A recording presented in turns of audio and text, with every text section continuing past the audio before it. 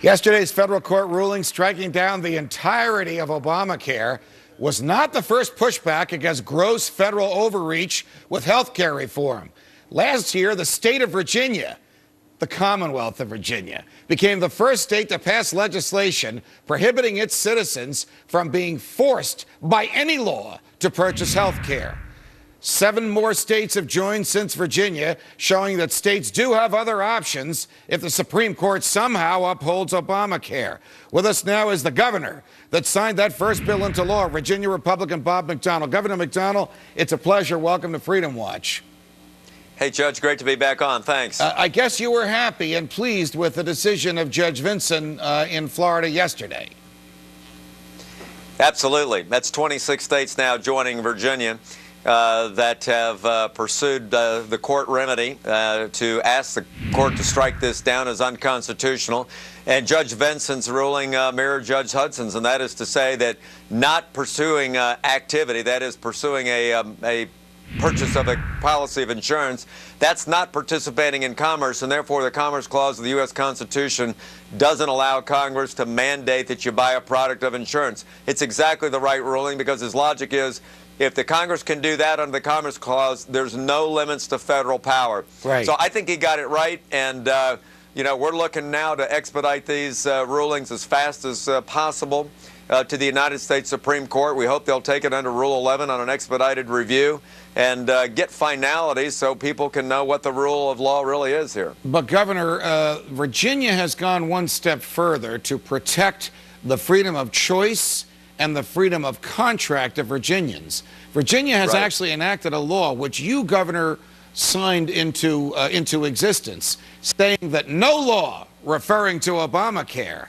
shall penalize, fine, or take money away from a Virginian for that person's conscious decision not to buy health care unless they're sued in a court of law and it's a bona fide judicial dispute. Well, the government can't possibly sue everybody that it wants to fine under Obamacare. So Virginia has effectively, I'm going to use that controversial word, nullified or attempted to nullify Obamacare. Was that your intent when you signed that bill into law? No, our policy was to state that a Virginian is not going to be forced to buy a product of insurance. We knew that that was going to be part of the federal health care bill that was passed a few months later, and one, that was the right policy, and second, it would give us an additional basis for standing in that subsequent federal case. So I was delighted to sign that as one of my first acts, and it was part of what we used in our pleadings in the federal court. And, of course, Judge Hudson ruled in our favor. So what we are attempting to do now, we believe the Supreme Court, looking at these 2 rulings, now that there are very detailed and good rulings by 2 federal judges, that if we can expedite this case to the United States Supreme Court, we think there's a great chance they'll agree with us. I agree with you. I think if the Supreme Court took those cases tomorrow, it would uphold them. But let's just suppose, for the sake of this conversation, that the Supreme Court reverses Judge Hudson and reverses Judge Vinson. What will the state of Virginia do? Will it enforce this piece of Virginia legislation which says to the people of Virginia, the federal government cannot take money away from you for your failure or your decision not to purchase health insurance? Well, we're optimistic we don't get to that point, Judge, because we think the courts will go the other way. But no, listen, I believe in when you've got a remedy through the courts, you pursue that remedy. And under our system of the rule of law, that when the Supreme Court has ruled, that we abide by that ruling. Now, what we're trying to do in Virginia this year is we're attempting to start a move to have a repeal amendment, an amendment to the Constitution that would allow a majority, a supermajority of the states to actually be able to act upon a Supreme Court, or excuse me, a federal law if a supermajority of the states thought that it was wrong. In other words, just rebalance some federalism. That would give life to the 10th Amendment. That's what we want to do. That would make one of your predecessors, a guy named Thomas Jefferson, wherever he is now, very happy. Governor McDonnell of the Commonwealth of Virginia, thanks for joining us. Great to be on, Judge. Thanks. Support the dictator who's friendly to America, or support the people and hope extremists don't rise to power? We look for answers about Egypt next. Egyptian President Hosni Mubarak announced late today in a televised speech he will not be seeking re-election in the upcoming September election, and his son will not be on the ballot either. Meanwhile, hundreds of thousands of Egyptians have taken to the streets of Cairo in the largest protest yet, demanding an end to Mubarak's 30-year reign.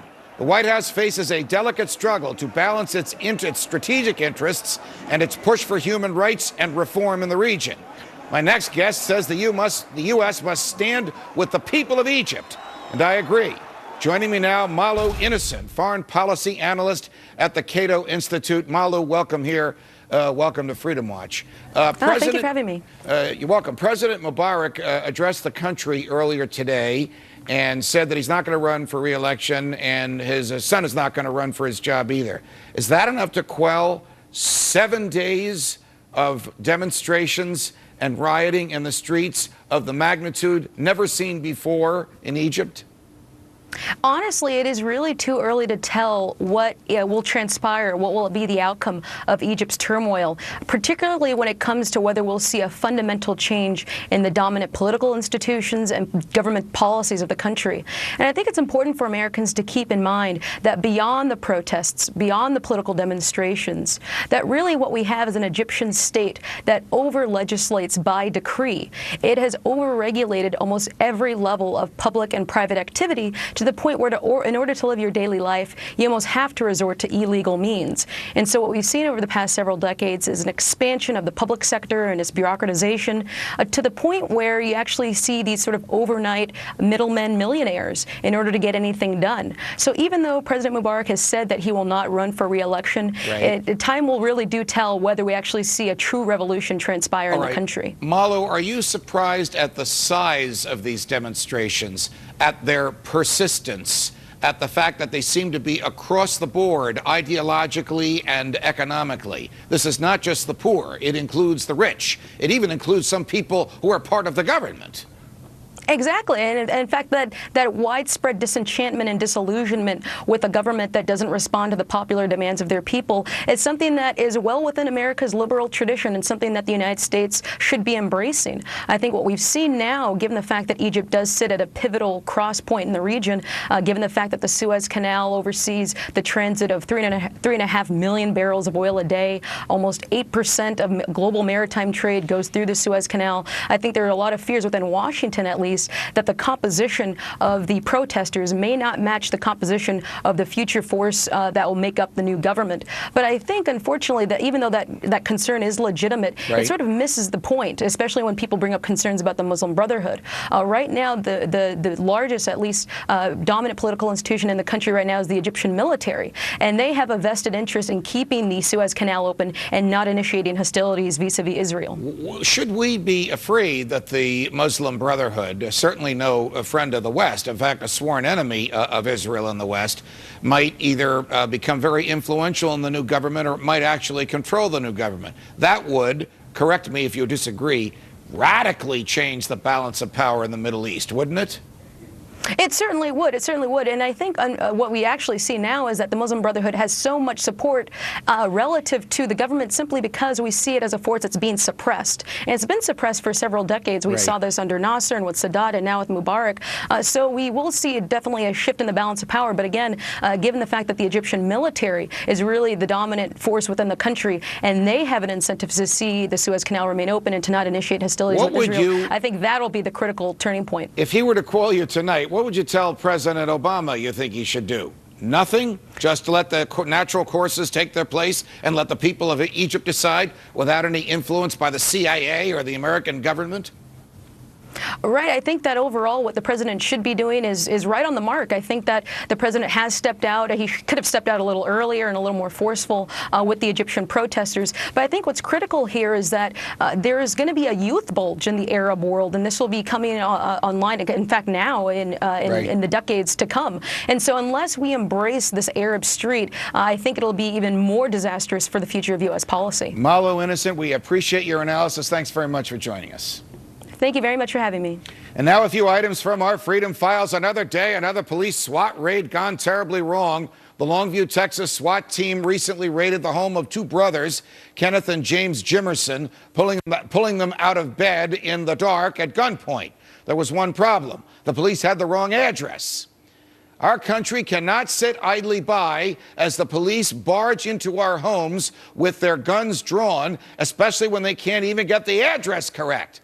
These types of extreme police tactics and gross negligence have already left innocent people dead, and it has to stop. And it will only stop when the American people are outraged and demand that law enforcement abide by the Fourth Amendment. I hope these brothers sue, and I hope they don't settle the case. Let a good Texas jury of their neighbors hear what the police did in this one. The Phoenix suburb of Peoria, Arizona, is planning to require pharmacists to take the fingerprints of customers who are prescribed certain painkillers. A local pharmacist opposes the plan because he says it's not his job to act as law enforcement. He's right. Pharmacists are there to treat sick people and not to work for the police. What right does the government have in taking your fingerprints just because your doctor has decided you need a painkiller? Answer: none. Your treatment is a personal matter, and the government has no right to track what pills you take. Besides, the 13th Amendment, which prohibits slavery, prevents the police from forcing pharmacists to work for them. And you won't believe what the Environmental Protection Agency wants to regulate next: milk spills. This overzealous agency, a favorite of the president, argues that because milk contains oil, the government considers milk fat to be oil, that it has the authority to regulate the safety procedures surrounding milk when it spills. And the EPA, in a grand tradition of regulatory farce, is treating milk spills similar to oil spills. This means that dairy farmers will have to train first responders, build containment facilities, and comply with all sorts of other costly and absurd safety regulations. But milk is not as dangerous as oil. It's a natural product. It has no danger to the environment. The EPA has completely lost it. Well, I'll tell you what, you be the judge when these silly authoritarian rules cost you more money when you go to the store and buy your milk. The poor are getting poorer and the rich are getting richer. I hear it all the time. We expose that myth next.